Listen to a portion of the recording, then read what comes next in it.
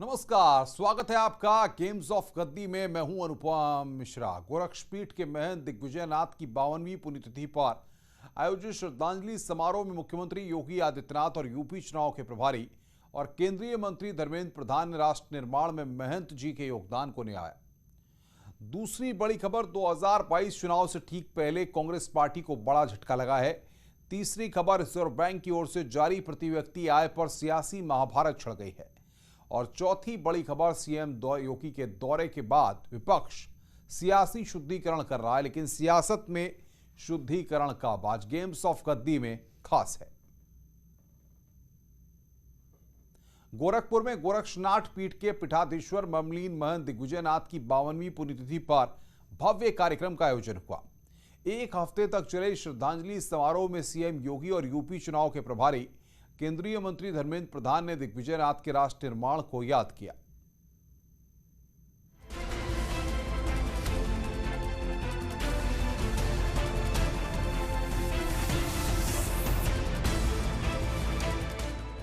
गोरखपुर में गोरक्षनाथ पीठ के पीठाधीश्वर ब्रह्मलीन महंत दिग्विजयनाथ की 52वीं पुण्यतिथि पर भव्य कार्यक्रम का आयोजन हुआ।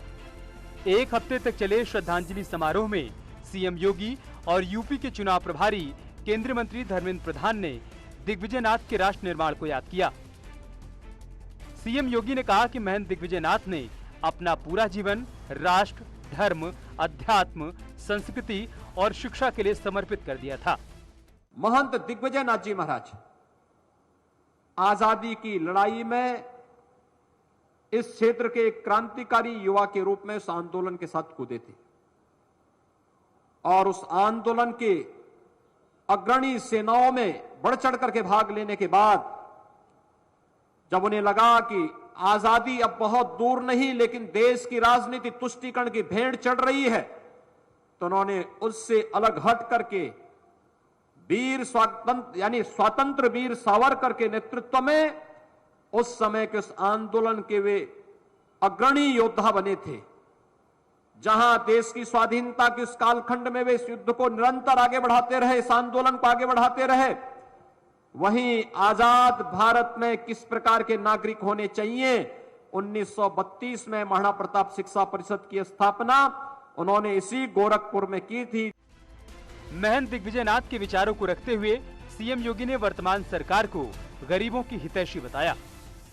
हर एक उस गरीब की न जाति देखना है, न क्षेत्र देखना है, न उसका चेहरा देखना है, न उसकी भाषा देखनी है।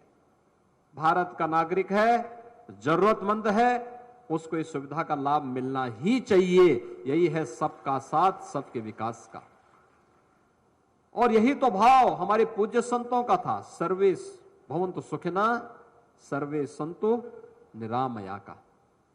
यही वह भाव, सनातन भाव है जो हमें दुनिया से अलग करके रखता है। वहीं यूपी के दौरे पर आए 2022 के चुनाव प्रभारी और केंद्रीय मंत्री धर्मेंद्र प्रधान भी महंत दिग्विजयनाथ की श्रद्धांजलि समारोह में शामिल हुए।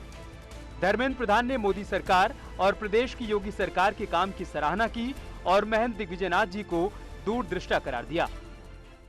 उन दिनों में आजादी के पहले और आजादी के उपरांत इस पीठ ने, दिग्विजयनाथ जी ने जो प्राथमिकता दिया है महिला शिक्षा के बारे में, उसकी उल्लेख अभी 2020 में किया गया है। कल्पना करिए दृष्टि कब बनी थी। आजादी का पहले कोई सरकार के अंदर नहीं, समाज के एक संत ने, समाज के एक महापुरुष ने समाज कैसे होनी चाहिए, महिलाओं को, बालिकाओं को क्या स्थान मिलना चाहिए, लगभग सदी पहले इसकी कल्पना करने वाले संत थे। इससे पहले रामगढ़ ताल के किनारे सीएम योगी और केंद्रीय मंत्री धर्मेंद्र प्रधान ने महंत दिग्विजयनाथ पार्क में महंत जी की 12.5 फीट ऊंची मूर्ति का अनावरण किया। आजादी की 75वीं वर्षगांठ पर सरकार अमृत महोत्सव मना रही है। महंत दिग्विजयनाथ के श्रद्धांजलि समारोह को इसी से जोड़कर देखा जा रहा है। न्यूज 18 के लिए गोरखपुर से रामगोपाल द्विवेदी की रिपोर्ट।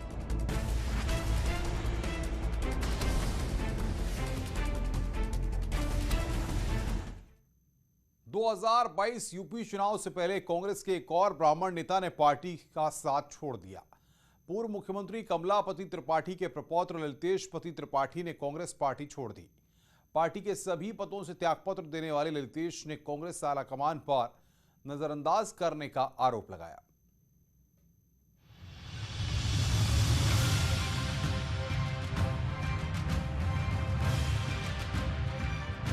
चार पीढ़ियों तक कांग्रेस से जुड़े रहने वाले ब्राह्मण परिवार के दिग्गज नेता ललितेशपति त्रिपाठी ने कांग्रेस के सभी पदों से त्यागपत्र दे दिया।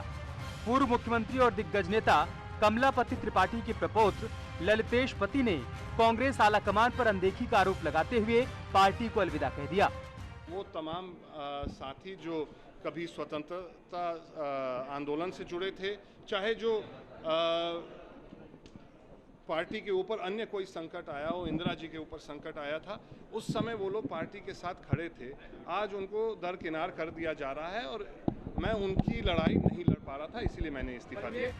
पूर्वांचल की राजनीति में चुनाव से ठीक पहले ललितेशपति का कांग्रेस छोड़ना कांग्रेस के लिए बड़ा झटका माना जा रहा है। हालांकि ललितेश ने अभी साफ नहीं किया है कि वो किस पार्टी में जाएंगे, लेकिन ये तय है कि वो किसी भी पार्टी का दामन थाम सकते हैं। अभी भविष्य की राजनीति पे ना कोई चर्चा हुई है और ना कोई फैसला हुआ है, और जिस दिन होगा मैं सबसे पहले आप ही लोगों को बुलाऊंगा और आप ही लोगों के बीच में बात रखूंगा। ललितेशपति त्रिपाठी 2012 से 2017 तक मिर्जापुर की मड़िहान विधानसभा सीट से विधायक रह चुके हैं। 2019 में कांग्रेस की ओर से लोकसभा चुनाव लड़े, लेकिन हार का सामना करना पड़ा। प्रियंका गांधी के करीबी रहे ललितेशपति त्रिपाठी को कांग्रेस ने यूपी में उपाध्यक्ष का पद दे रखा था, लेकिन चुनाव से ऐन पहले उन्होंने पार्टी के सभी पदों को छोड़ दिया है। Bureau report, news 18। इससे पहले कांग्रेस के ब्राह्मण चेहरा कहे जाने वाले जितिन प्रसाद ने कांग्रेस से नाराज होकर बीजेपी का दामन थाम लिया। ललितेशपति त्रिपाठी ने कांग्रेस को अलविदा कह दिया। 2022 जीतने का दावा करने वाली कांग्रेस से एक एक कर ब्राह्मण नेताओं का नाता पार्टी से टूटने लगा है।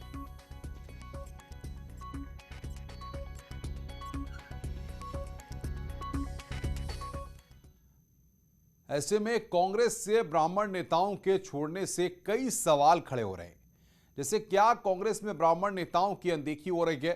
क्या कांग्रेस से ब्राह्मणों का मोह भंग हो गया है? क्या प्रियंका की संगठन पर पकड़ कमजोर पड़ गई है? आखिर कैसे 2022 की बिसात जीतेगी कांग्रेस?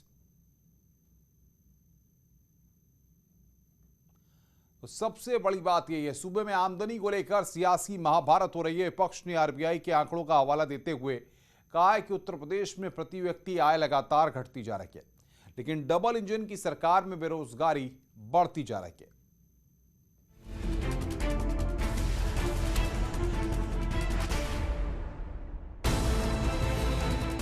2022 के विधानसभा चुनाव से पहले वार पलटवार का दौर शुरू हो गया है। आज विपक्ष ने एक सुर में प्रति व्यक्ति आय को लेकर सरकार को घेरा। महोबा पहुंचे समाजवादी पार्टी के अध्यक्ष अखिलेश यादव ने यूपी में प्रति व्यक्ति आय घटने को लेकर सरकार पर हमला बोला। कुछ जगह के आंकड़े आए आरबीआई से कि प्रति व्यक्ति आय घट गई है।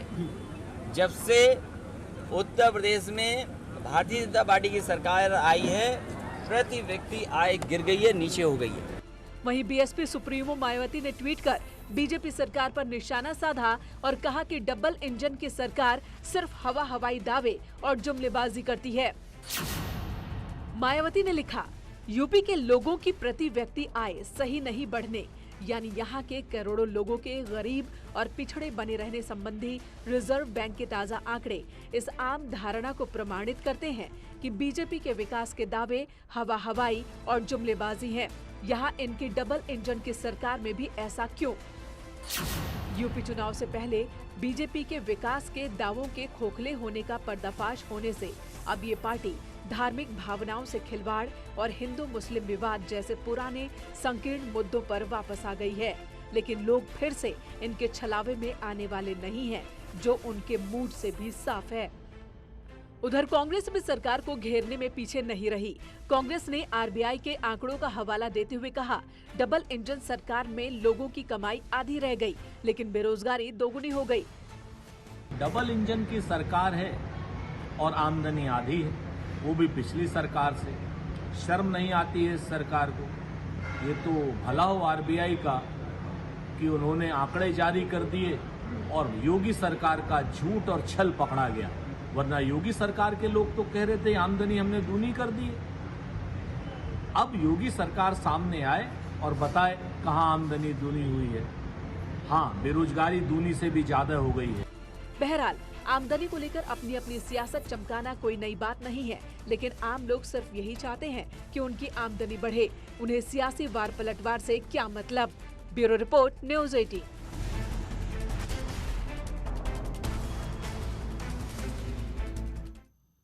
संभल में सीएम योगी की रैली के बाद गंगाजल से छिड़काव करने वाले एसपी नेता को गिरफ्तार कर लिया गया है।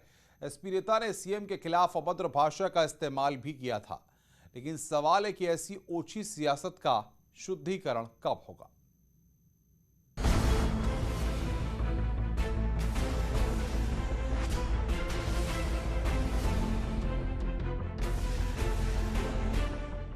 एक बार फिर सूबे में गंगा जल से सियासी शुद्धिकरण की तस्वीर सुर्खियों में है। दरअसल संभल में 21 सितंबर को सीएम योगी ने एक जनसभा को संबोधित किया था। कैला देवी मंदिर इलाके में हुई सीएम की रैली के बाद समाजवादी योजन सभा के कुछ कार्यकर्ता रैली स्थल पर पहुंचे और जहां जहां सीएम योगी गए थे उन्होंने वहां गंगा जल से छिड़काव कर दिया। एसपी कार्यकर्ताओं ने गंगा जल छिड़कने के पीछे तर्क दिया कि सीएम के आने से ये जमीन अपवित्र हो गई थी, इसलिए उन्हें शुद्धिकरण करना पड़ रहा है। जहाँ इन्होंने कदम रखे, आज हमने जो है गंगा जल से सबको पवित्र किया है, गंगा जल से शुद्ध किया है, क्योंकि अशुद्ध करके चले गए थे, झूठे वादे करते हैं। इस दौरान एसपी कार्यकर्ताओं ने सीएम योगी के खिलाफ अभद्र भाषा का इस्तेमाल भी किया। जैसे ही बीजेपी और पुलिस को मामले की जानकारी हुई, आरोपी एसपी नेता भावेश यादव को गिरफ्तार कर लिया गया। थाना भैजोई के अंतर्गत कल 22 सितंबर को एक वायरल वीडियो का संज्ञान लिया गया। इस वीडियो में 21 सितंबर को माननीय मुख्यमंत्री जी की सभा जो कैला देवी मंदिर के पास में हुए मैदान में हुई थी, उसमें पुलिस बल तथा वहां पर साज सामग्री के रवाना होने के पश्चात एक युवक जिसका नाम भावेश यादव है, ये उस स्थान पर पहुंचकर माननीय मुख्यमंत्री जी के लिए अभद्र भाषा का प्रयोग करते हुए कुछ धार्मिक कृत्य कर रहा है।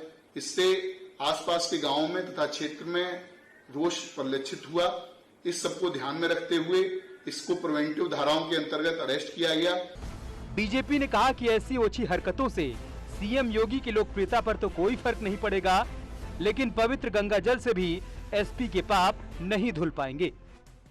संभल में समाजवादी पार्टी के कार्यकर्ताओं की इस हरकत की हम कठोर शब्दों में निंदा करते हैं। माननीय योगी आदित्यनाथ जी आज उत्तर प्रदेश के हर जिले में जा रहे हैं और जिले में जाकर के सीधे जनता के साथ संवाद कर रहे हैं, उनके विकास कार्यों का जायजा ले रहे हैं। ये बात समाजवादी पार्टी को हजम नहीं हो रही है। वास्तविकता में समाजवादी पार्टी ने अपने शासनकाल में इतने पाप किए थे कि वो पानी से भी नहीं धुल सकते, गंगा जल से भी नहीं धुल सकते हैं। सच्चाई ये है कि आज उत्तर प्रदेश की जनता के दिलों में योगी आदित्यनाथ जी का वास है। वहीं कांग्रेस भी सियासी महाभारत में कूद पड़ी। कांग्रेस ने कहा कि पहले जो काम बीजेपी ने किया था वही अब समाजवादी पार्टी कर रही है, लेकिन जनता अब दोनों की नूरा कुश्ती समझ चुकी है।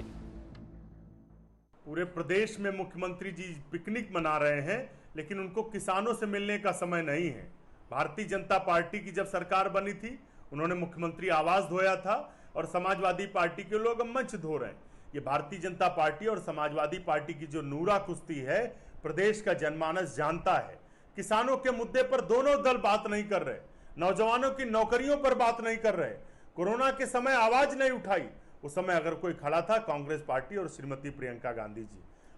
गंगा जल से शुद्धिकरण की तस्वीरों से एक सवाल जरूर उठता है कि ऐसी ओछी सियासत का शुद्धिकरण कब होगा। Bureau report, news 18।